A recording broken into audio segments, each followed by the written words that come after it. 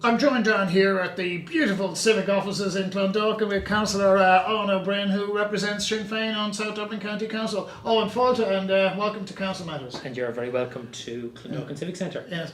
Owen, this isn't the first council you've been on. You've been on the Belfast City Council as well. And when I saw that, I thought to myself, why? I was on Belfast City Council for 4 years. I did a term 2001 to 2004. I loved it. I had lived in Belfast for 11 years, worked for the party all during that time, and I had the opportunity to stand and took the seat. Some troubling times. I was there during the blockade of Holy Cross, and that was in my own constituency. I was there during the UDA's pipe bombing campaign in North Belfast and a number of UDA killings, but also some very positive times, a lot of good developments in terms of the peace process, a lot of good kind of peace building at a community level. So it was a challenging but ultimately a very exciting time to be in Belfast. I stood down in 2004 to work elsewhere in the party, and then in 2006 eventually came back home. Yeah. How do you find that the structure and the operations of local government operate up there compared to here? I mean, down here it's probably left-right divide, over there, up there it's a slightly different divide. Well, most councils don't have a left-right divide, although South Dublin does, and that's one of the good things about the council. We're in quite a unique position in South Dublin County Council because we've had a very strong progressive alliance, both under the last council and this, Sinn Féin Labour and Progressive Independence. We're now the largest bloc on that, but we've a very good working relationship with our partners. We also have a very progressive management and a very good working relationship with the management. And when I talk to some of my colleagues in other local authorities, they don't seem to have that. So South Dublin probably isn't typical of local authorities in the 26 counties. In the north, in some areas you have more power. You have more power over officials, you have more power over policy. You have more power over appointments, including the city manager, who has to be interviewed and passed through a panel of elected members. There very clearly was a left-right divide at times in Belfast City Council. I mean, things like, for example, when we wanted to give a civic reception to the Belfast Pride Committee, that broke down on left-right lines. Interestingly, the Progressive Unionist Party, who would have seen themselves as unionists but on the left, voting with Sinn Féin and the SDLP and other parties voting against. But actually, my time there, most things were done by consensus. And what I find in South Dublin is most things are done by consensus.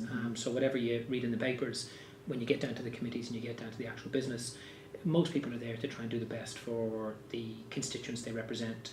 And while we do have some political disagreements, generally speaking, within the limited powers and budget of a local authority, if it's good for the community, most councillors sensibly support it. You've been on the council in South Dublin now for about a year.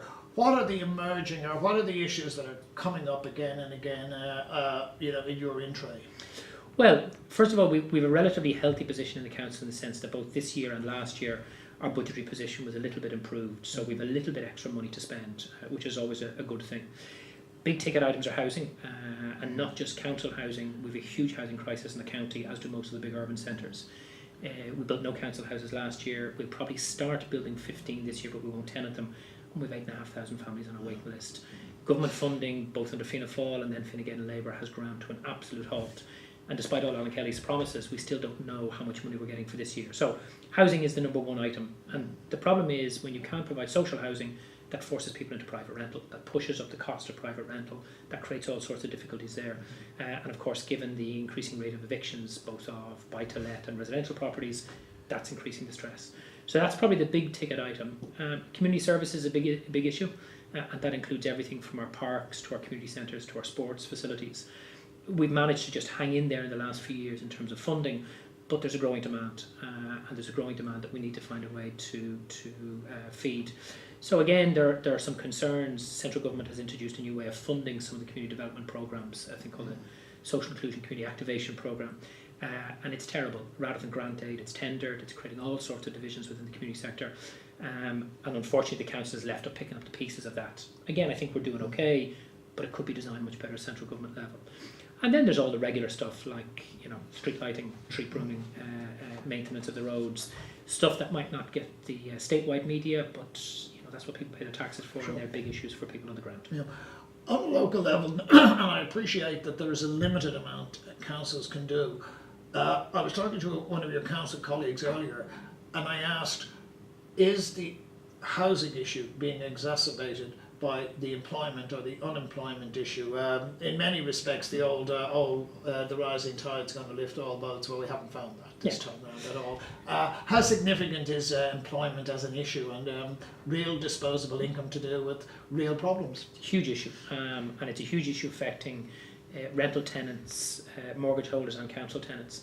I mean, for example, if people have lost income, and they have, whether they've lost their jobs or they've lost hours, or their pay has been cut, at the same time they have rising debts, whether it's mortgage debt or credit card debt or credit union debt.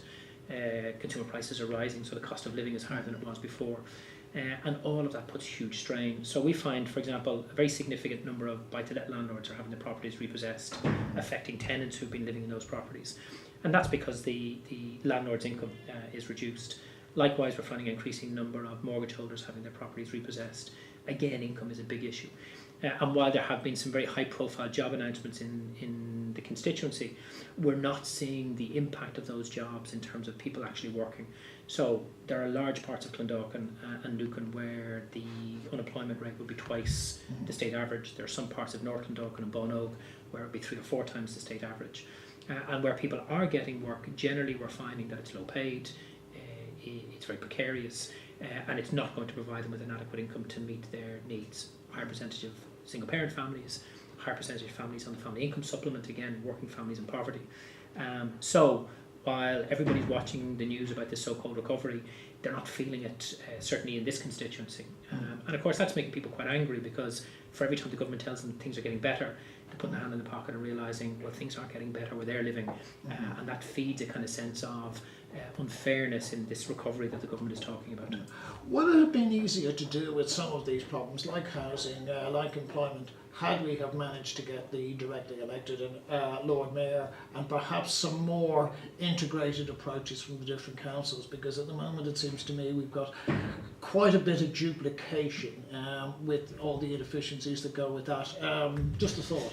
In housing, I don't think so. I mean, the simplest answer to the housing question is increase the funding to local authorities to build and buy local authority stock and get people off state subsidies and rent supplement to the rental accommodation scheme and the housing assistance payment and into council.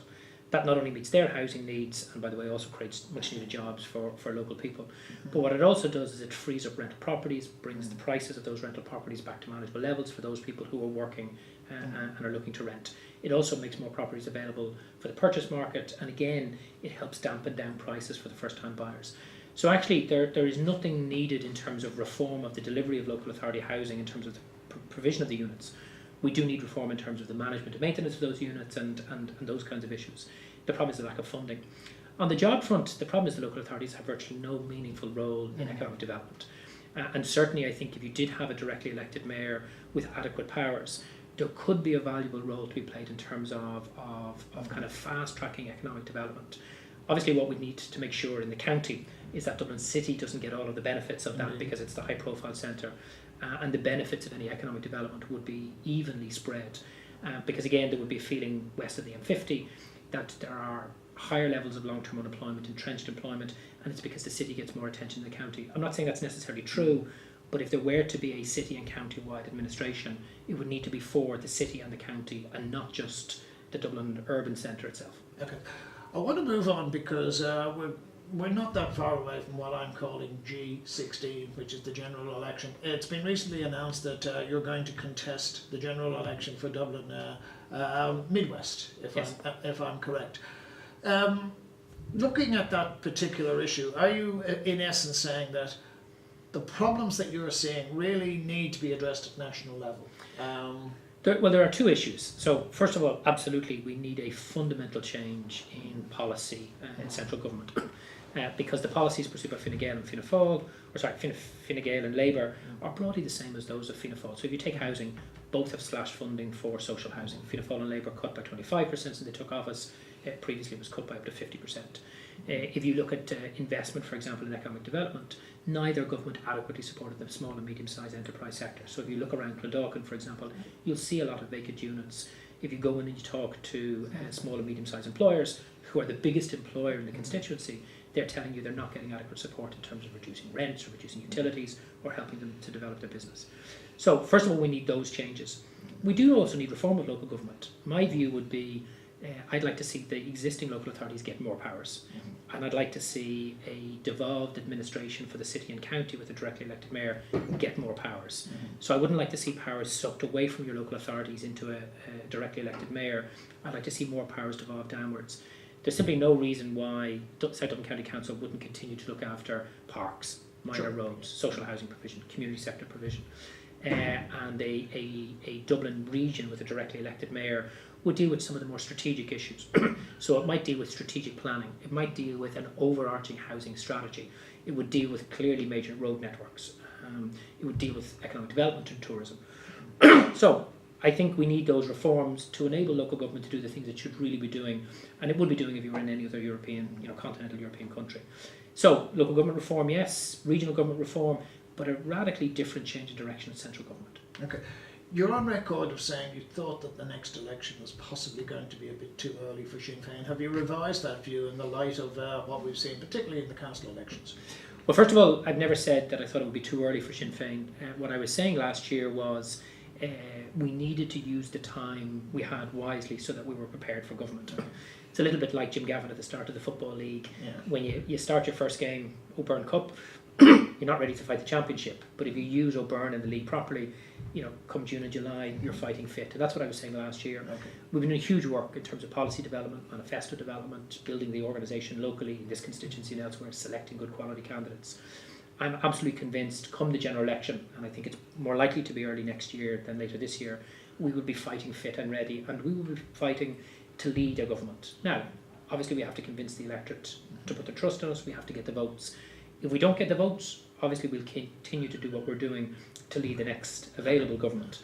But no, I think we're going to be absolutely ready come the general election date, whenever it is. Okay, am I interpreting it correctly that if there was a minor difference between the number of seats between the top and the second party, that Sinn Féin, if they were the second party, would not go in as a minor party? Absolutely. The position agreed by the Sinn Féin delegates at Ardèche in Derry only a couple of weeks ago was very, very clear. We will not participate in a Fianna Fail or Fine Gael led coalition. If the electorate give us a mandate, if they make us the second largest party in the state or even larger than that, then we will sit down with any other party to negotiate a programme for government based on a radically different set of principles and policies to what's gone before. If we can agree that, and if Sinn Féin is leading the government, then we will consider entering government. If we don't get that mandate, or if other potential coalition partners aren't serious about change, then we'll take up our position on the opposition benches and continue to campaign for the kind of change we believe the country wants and needs. We want to be in government, but we don't want to be in government just to make up the numbers. It has to be about delivering real change, and we only feel that's possible in a Sinn Féin led government, but more than that, a Sinn Féin led government with a programme that on tax, that on spend, that on health, on education, on community services, on overseas development and foreign policy. There are significant changes of direction. Sure. Is it possible then that you could have a Sinn Féin government without any participation of Fine Gael, Fianna Fail and Labour? Not in the current polling numbers, no. On the current polling numbers, the next government is going to involve either Sinn Féin, Fianna Fail or Fine Gael. One or two of those parties are going to have to be part of it. What would be my preference? My preference would be if Sinn Féin could form an alliance with left TDs, whether they're independent or other parties, to strengthen the progressive element, and then approach another potential partner to see if they wanted to enter into coalition. But we have to win the seats first, and then we have to see what the lay of the land after the election is. But the one thing we're saying very clearly to the electorate, we will not, under any circumstances, participate in a government led by Fianna Fail or Fine Gael. If you want more of what we've had for the last 90 years, vote for those parties. If you want something radically different, put another party in charge, and that party in our view is Sinn Féin. Okay. Looking at the macro picture, and this is something I'm particularly interested in talking to yourself about, is it realistic to say a Sinn Féin led government can take all, if you like, the credibility, and I'm only talking at macro level here, and run with that? In other words, at the moment we have very low interest rates for 10-year bonds, particularly if you compare it to, say, Greece. We've also got a booming stock market.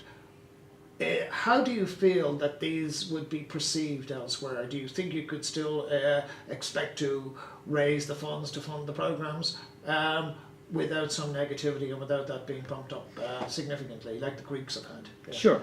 I mean, the first thing is this: while at the macro level, clearly there are some positive indicators. There's growth back in the economy, there's an increase in number of jobs being created, bond yields are down. So on a range of fronts you can say there's some progress. The problem is when you scratch beneath the surface of that, in fact things aren't all rosy in the garden by any stretch of the imagination. And you can look at, for example, the dramatic reduction in the number of people in the labour force. Huge swathes of the country that aren't getting any benefit for the job creation. And even where there is job creation, huge numbers of poorly paid, part-time and precarious employment. So even within the existing resources that the state has, you could do a much better job. Now, Sinn Féin wouldn't be content with that. We want to push much beyond it. And what we'll do is in advance of an election, we'll set out a very clear manifesto where we'll show how we would raise the additional revenue required to invest in the short and medium term in improvement of our public services, in investment in regionally balanced and fair job creation, and to try and create a fair recovery. That's going to create some challenges. You're not going to be able to make all of those changes overnight. Some of them you're not even going to be able to make within one government term, but we will make all of that explicitly clear. What we don't want to do in this election is do what Fianna Fail, Fine Gael and Labour have done in every previous election and look like they're going to do in this election again, which is promise tax cuts on the one hand and increased spending on the other. The numbers don't add up. So while there are some taxes we want to abolish, property tax, water charges, we will outline clearly where we will replace that revenue from other areas of taxation. We also need to accept our tax take as a percentage of GDP is way at the bottom of the European Union, along with Romania, Lithuania, Bulgaria, etc.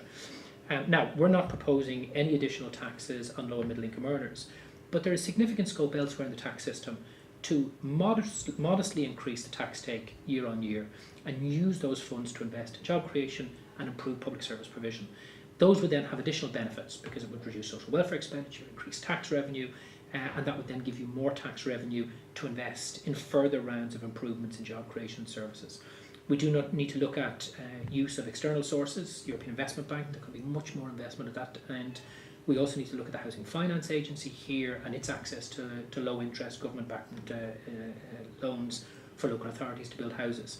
So we will be looking at a range of measures and we will outline a clear alternative fiscal strategy and expenditure strategy to produce a fair recovery focused on jobs, public services and a better quality of life for people. Okay. Many people would say that when we had the banking and the housing crisis where the whole thing all went belly up, we actually had many of the mechanisms in place to prevent that happening. If Sinn Féin were to be leading a government, could we expect that Sinn Féin would be a very regulatory government, a very interventionist government in that sense of the word, whether it's in the financial markets or whether it's in the housing markets? The way I put it is this: what we've seen over the last 30 years is the weakening of the state to the point where government after government has given power away, has reduced its own ability to intervene when it's necessary for the benefit of society and the economy as a whole.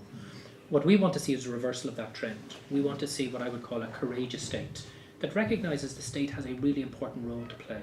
And that role is, in the first instance, when there's a withdrawal of private sector investment in the real economy, the state steps in, invests, stimulates the economy, generates jobs, and puts us back on a kind of a trajectory to balanced and real growth. Likewise, the reason why we have public services is because the private sector can't and won't provide a range of safety nets for society. And some of those safety nets need to be universally provided. So the private sector doesn't do health well, it doesn't do education well, it doesn't do pensions well, it doesn't do community services well.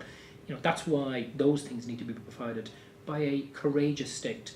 So would we be interventionist? Where is required, where is necessary for the good of society and the economy as a whole. But we also want to support business. The largest employer in the state, after the state itself, is the small and medium-sized enterprise sector. They are crying out for a government that will assist them to stabilise their cost base and allow them to invest and grow their businesses. The problem is that's not sexy for ministers because it's a job here and a job there, but all of those jobs add up to real employment and regionally balanced and fair and good quality employment. So the state also needs to support the business sector and particularly the SME sector. We need to deal with, for example, the high cost of rates. We need to deal with the high cost of rents. We need to look at utilities. And I think if you make a proposition to business that a new government will deal with those issues, what we want from business in return is good quality employment and well paid employment. And I think you could have a new contract between employers and workers that would have the benefit of both worlds. So it is about a courageous state intervening when required, but it's also about a state supporting the private sector, particularly SMEs, to create good quality, stable and well-paid jobs. How do you feel, and this is again something I've got experience with, in the sense that I was given a paper about 4 or 5 years ago, and it was Sinn Féin's proposals to do with youth unemployment, and what I saw in that was significant increases in community employment. Now, my experience of community employment is that it works well cosmetically, but generally for the people on them, as opposed to the service they're providing, it's not great, and it's probably been exaggerated. How do you seem to be suggesting that perhaps we need to have a bit more faith in the private sector to provide employment than what I would call the traditional Labour approach of, oh, let's massage the figures and have people doing something social for a few years. How do you feel? Well, the first thing is people need jobs. Yeah. So jobs have to be created, and the vast bulk of jobs will come from within the private sector. There's no doubt about that. Mm-hmm.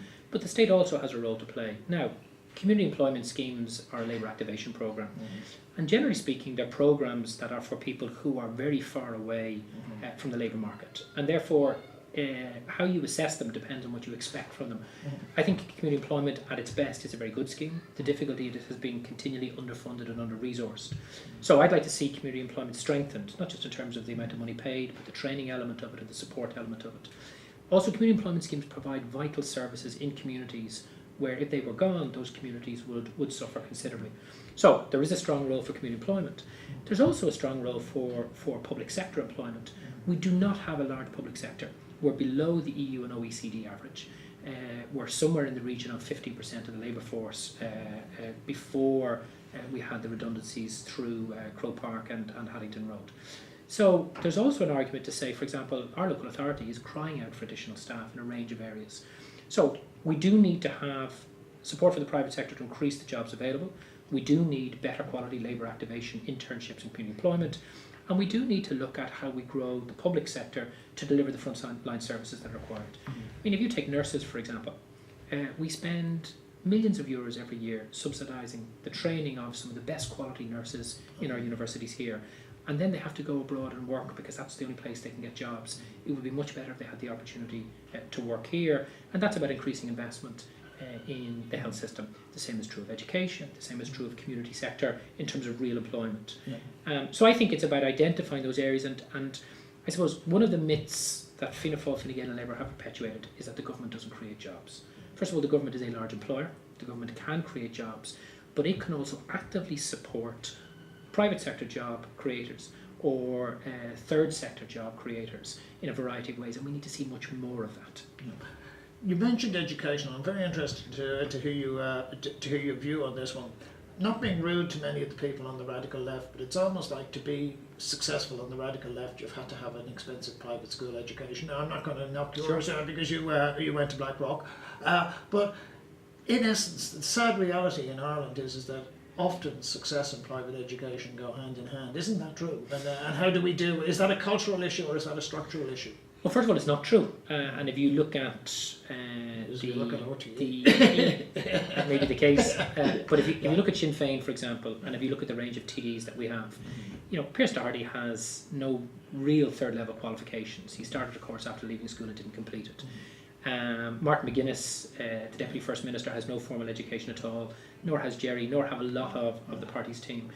I think what's really healthy about the party is we're now getting a broader mix of people. So you have Mary Lou or myself who have third and fourth level educations, and some of us have private school educations as well as state sector educations. Would you still give tax breaks for it? I wouldn't, absolutely not. And I mean, one of the real problems with the Southern education system is your ability to access third level education is almost solely dependent on the type of school you go to at second level, particularly, although not exclusively, the fee-paying sector.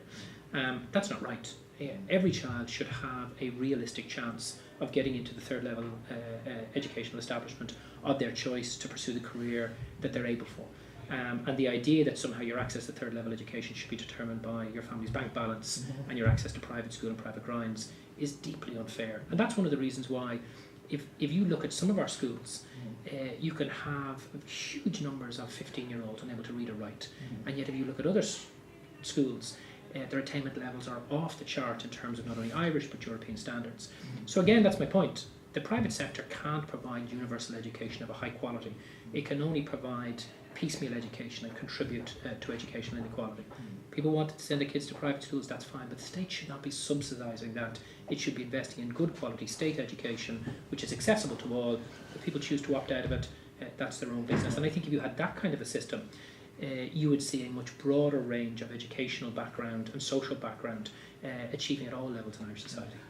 Yes, if you look at all the data, junior cert level, senior level, university level, women do better, but yet that's not being reflected in the wider society. Yeah. Do we need to do something about that? Absolutely, and we know what to do. There has been report after report after report at a Oireachtas level and independent NGO level highlighting what the barriers are, and we know. So, for example, in politics, the family unfriendly hours of politics, particularly the Oireachtas. It's the absence of childcare, particularly at the levels before you get to the Oireachtas. So for people who want to be local authority councillors and prospective candidates, the adversarial nature of politics turns people off, and the lack of a sufficient volume of role models. So we know what works. Now, I think the government has done a good thing with the gender quota legislation. That's one way of pushing the political parties to do our bit.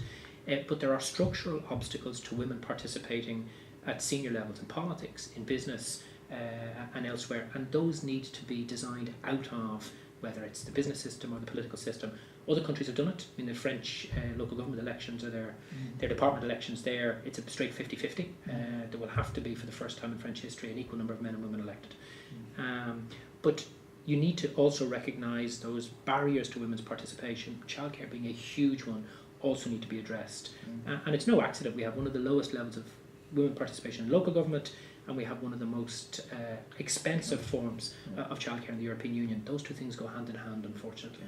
Last but by no means least, Eoin, when I started getting involved in LGBT rights about 3 or 4 years ago, Sinn Féin particularly were really on the radar, but when we brought the issues, Sinn Féin, particularly in terms of marriage equality, sure. and specifically I will give credit to Angus for the gender recognition legislation. Many people are saying that these are going to come to fruition this year. Is the gay issue solved at that point in time, or what then becomes the major human rights sure. issues still on the table? Well, the first thing is I'm surprised you feel that these aren't issues we've been campaigning on consistently. I mean, I was very involved, for example, in the development of the first comprehensive LGBT equality policy for Sinn Féin back in 1996, which was a major set piece of the Ardèche of that year. And for example, during my time in Belfast, both in Belfast and Derry, right throughout the 90s and early noughties, Sinn Féin would have put huge efforts in terms of supporting pride, in terms of tackling, for example, homophobic violence and bullying in a variety of ways. So I think the party has been active and vocal. But while, for example, marriage equality would be a huge milestone, not just for LGBT people, but for Irish society as a whole, indeed, it's not the end of the battle. Full acceptance in society, full recognition of people's sexual orientation, but also then tackling other inequalities. So, for example, Fintan Warfield, the Sinn Féin mayor of South Dublin County Council, and an open gay mayor, has been very forceful in terms of tackling discrimination and sexual orientation in the workplace. I think some of those are going to be the next round of battles. But we also still have huge problems in our schools. We have huge problems in our sports world. We have huge problems in our society generally of negative attitudes, of homophobic, not only views, but actions, intimidation, violence, bullying. All of that has to be stamped out. So is this an important milestone? Enormously important, as was civil partnership before it. But there's still a lot more work to be done, and therefore I don't think anybody in the campaigning front is going to be going away after we win this referendum. Just in conclusion, and again, I want to give Angus a bit of credit on this. When we went to Angus, he was very, and particularly Stephanie Lord, very quick to not only grasp the brief, but to actually bring in what I thought was the best legislation. We have gender recognition legislation going through the door. Everybody, except the Labour Party, seems to agree that it's second rate.